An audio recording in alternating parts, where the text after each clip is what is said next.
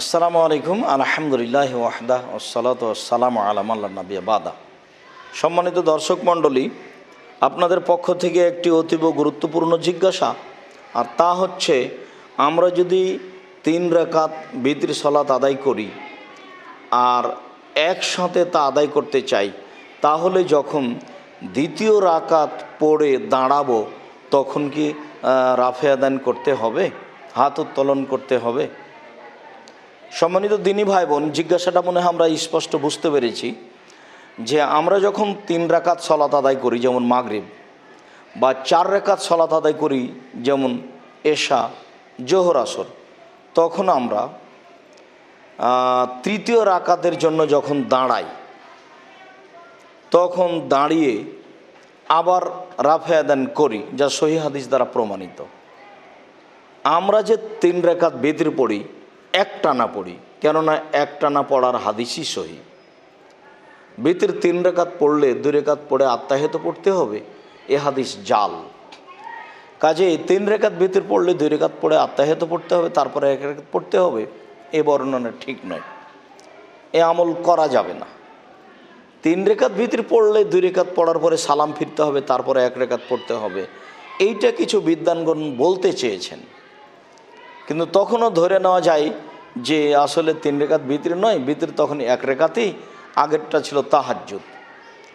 যা হোক, 3 রাকাত বা 5 রাকাত মানুষ বিতর পড়তে চাইলে একটানা পড়তে পারে, হাদিস সহি। 1 রাকাত পড়বে, 3 রাকাত পড়বে, 5 রাকাত পড়বে।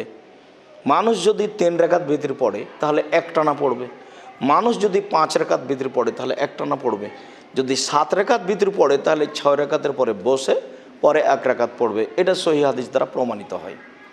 এখন আমরা বলতে চাচ্ছি আপনাদের জিজ্ঞাসার উত্তরে যে একটানা 3 রাকাত বিতর পড়লে 2 রাকাত পড়ার পরে যখন দাঁড়াবো তৃতীয় রাকাতের জন্য তখন রাফে আদান করতে হবে না। কেননা তৃতীয় রাকাতে রাফে আদান করার ব্যাপারে কোনো স্পষ্ট প্রমাণ নেই, আর বিতর 3 রাকাত একটানাই হবে। তখন যে আমরা তৃতীয় রাকাতে উঠলাম, এখন আমাদের রাফে আদান করতে হবে, এটা নতুনভাবে ভাবার সুযোগ নেই। কেননা তৃতীয় রাকাতে রাফে আদানের বিষয়টি শুধু ফরজ সালাত যেগুলো সেগুলোতে স্পষ্ট প্রমাণ হয়, বিতিরে স্পষ্ট প্রমাণ হয় না। যেমন আমরা আপনাদের সামনে হাদিসটি শোনাই। নাফে ইবনে উমর রাদিয়াল্লাহু তাআলা আনহু বলেন, নাফে রাদিয়াল্লাহু তাআলা আনহু বলেন, আন্না ইবনে উমর কানা ইযা দাখালা ফি সালাতে। আব্দুল্লাহ ইবনে উমর রাদিয়াল্লাহু তাআলা আনহু যখন সালাতে প্রবেশ করতেন, কাব্বারা, তখন আল্লাহু আকবার বলতেন, রাফা ইয়াদাইহি, তারপরে 2 হাত উঠাতেন, ওয়াইদা রাকা রাফা ইয়াদাইহি, আর যখন তিনি রুকু করতেন তখন 2 হাত উঠাতেন, ওয়াইদা কালা সামি আল্লাহু লিমান হামিদা রাফা ইয়াদাইহি, আর যখন তিনি রুকু থেকে উঠে সামি আল্লাহু লিমান হামিদা বলতেন তখন 2 হাত উঠাতেন, ওয়াইজা কামা মিনার রাকাতাইন রাফা ইয়াদাইহি, আর যখন তিনি 2 রাকাত থেকে তৃতীয় রাকাতের জন্য দাঁড়াতেন তখন তিনি হাত উঠাতেন। ওরাফা যালিকা ইবনু উমর ইলা নবী সাল্লাল্লাহু আলাইহি সাল্লাম।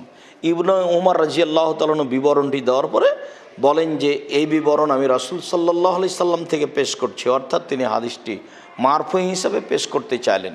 সম্মানিত দিনী ভাই বোন, অত্র বুখারীর হাদিসে প্রমাণ হয় যে রাসূল সাল্লাল্লাহু আলাইহি ওয়াসাল্লাম যখন তৃতীয় রাকাতের জন্য দাঁড়াতেন তখন তিনি রাফে আদান করতেন।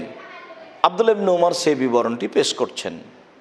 তাতে আমাদের স্পষ্ট প্রমাণ হয় যে সালাত যদি 3 রাকাত বিশিষ্ট হয় বা সালাত যদি 4 রাকাত বিশিষ্ট হয় আর তাতে যদি আত্তাহিয়াত থাকে তখনই তৃতীয় রাকাতে দাঁড়ানোর জন্য রাফে আদান করতে হবে। আর 3 রাকাত বিশিষ্টও হয়েছে সালাত, কিন্তু তাতে আত্তাহিয়াত নাই, তখন তৃতীয় রাকাতে দাঁড়ানোর সময় রাফে আদান করতে হবে না। সম্মানিত দিনী ভাই বোন, বিষয়টি আমরা আপনাদের কাছে স্পষ্ট করতে পেরেছি বলে আমরা আশা করছি।